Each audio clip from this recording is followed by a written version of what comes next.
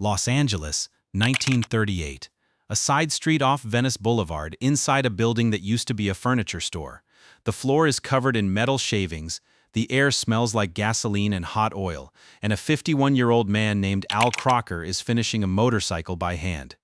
80 years from now, a bike almost exactly like this one will sell at auction for more money than most houses. But right now, nobody in that room knows that. Right now, all anyone in the Los Angeles motorcycle world knows is that Al Crocker has made a promise that sounds almost insane. If you buy one of his motorcycles, and a stock Harley-Davidson or a stock Indian ever beats you in a race, he will personally buy your bike back.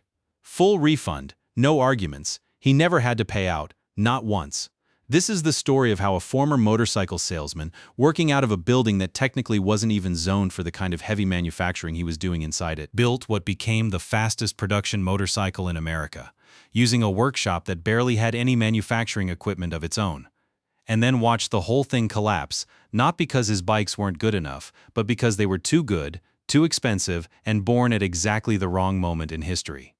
Let's go back to the start, because Al Crocker's path into motorcycles didn't actually begin with motorcycles. It began with an engineering degree from the Armor Institute in Chicago and a job at a company called Aurora Automatic Machine, where he worked on the design side of motorcycle production. He was good with machines, but he was also a rider. And a serious one, the kind of guy who raced in punishing endurance contests just because he could.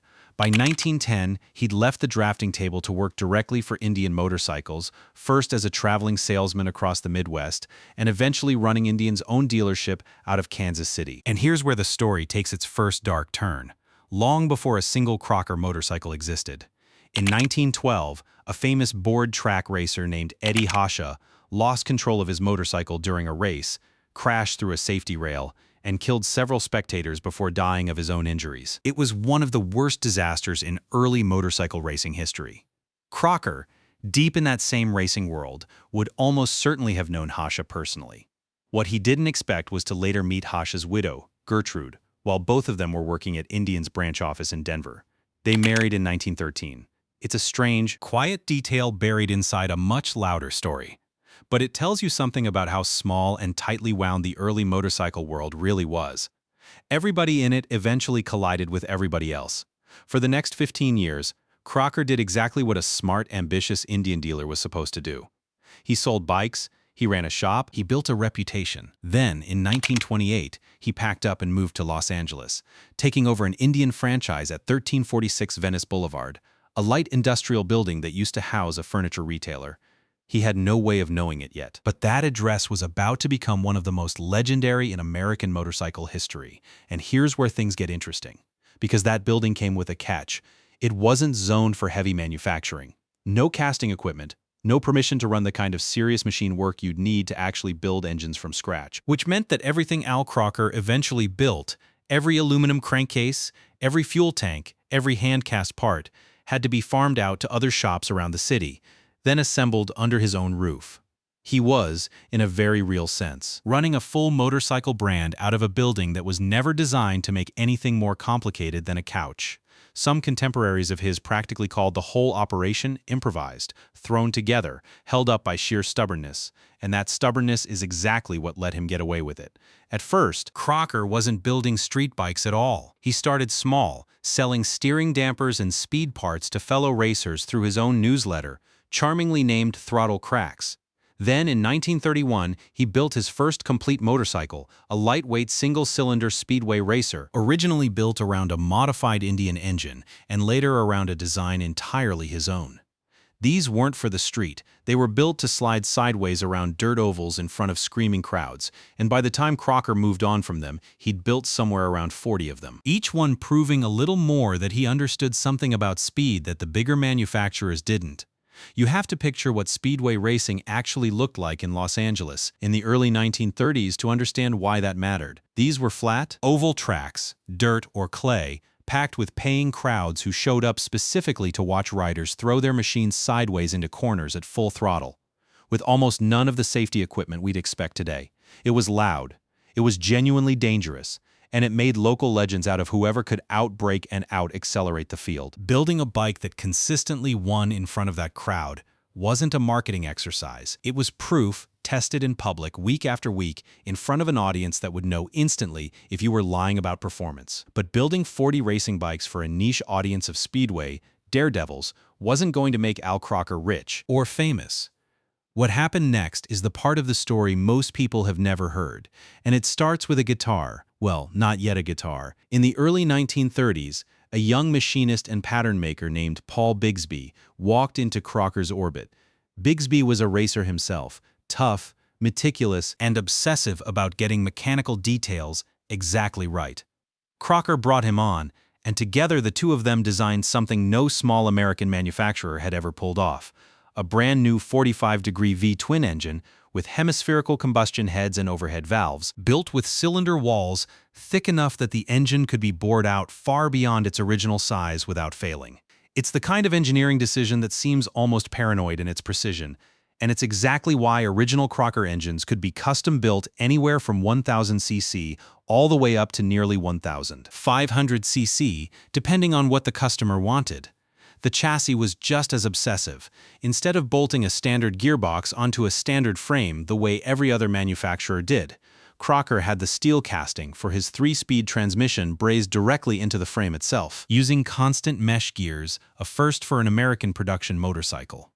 The whole machine was engineered as one continuous idea rather than a collection of off-the-shelf parts bolted together, and collectors and journalists eventually started calling it the Duesenberg of motorcycles, after the legendary hand-built luxury cars of the same era. That comparison wasn't flattery.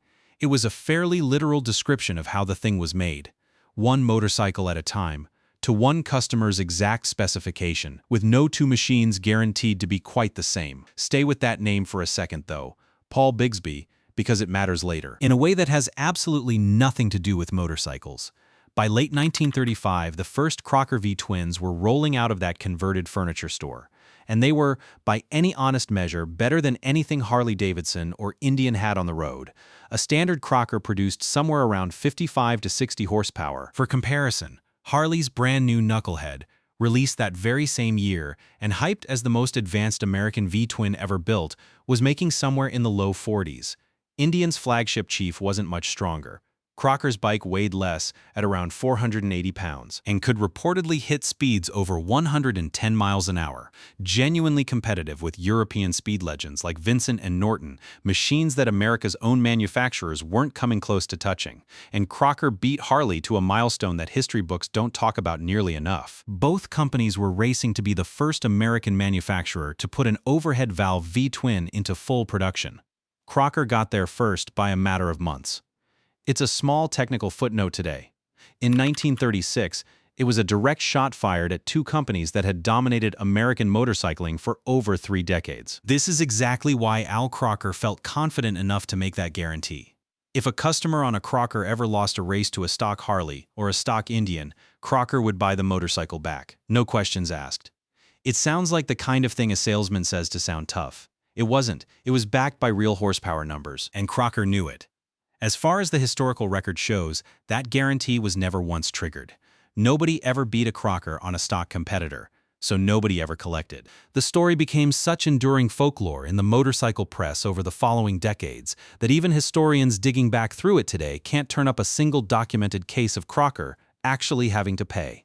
So if the bikes were faster, lighter, and more advanced than anything coming out of Milwaukee or Springfield, why isn't Crocker a household name today, sitting right next to Harley-Davidson? This is where the story stops being about engineering and starts being about money and timing.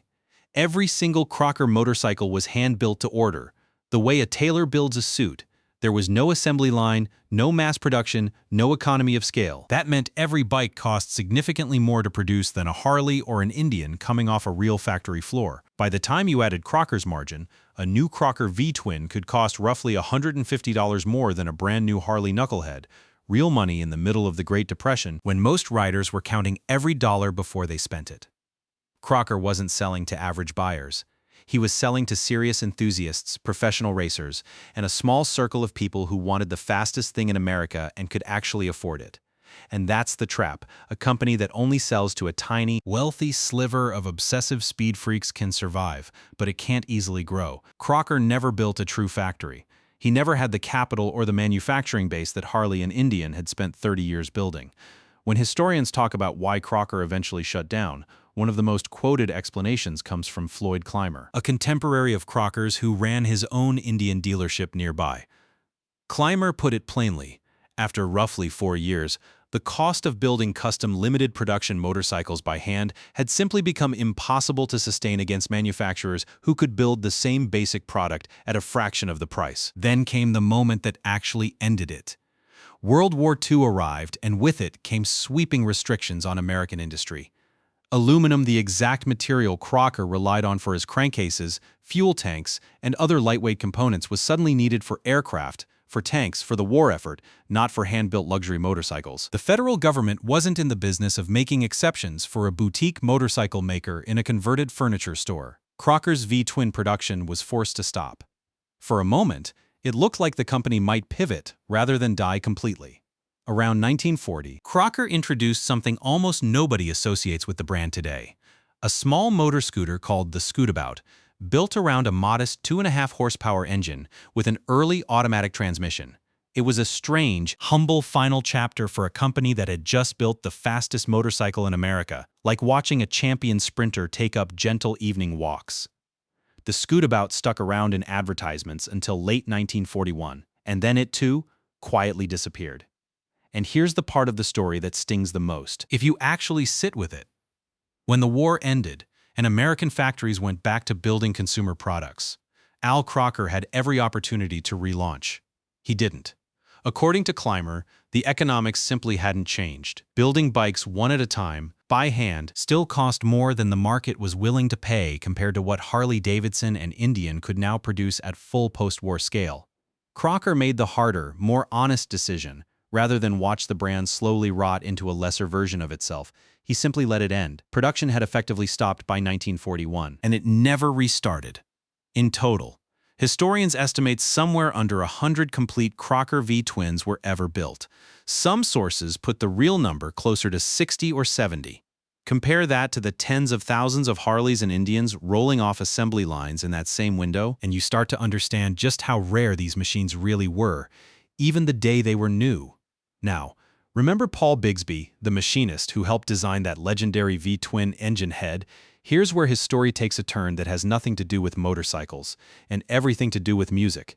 After Crocker wound down, Bigsby kept working as a machinist and pattern maker in Los Angeles.